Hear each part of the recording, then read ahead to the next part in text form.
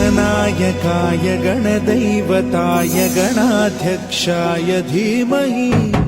गुणशरीराय गुणमण्डिताय गुणेशानाय धीमहि गुणातीताय गुणाधीशाय गुणप्रविष्टाय धीमहि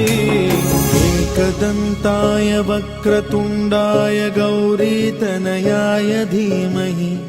गजेशानाय भालचन्द्राय श्रीगणेशाय धीमहि एकदन्ताय वक्रतुण्डाय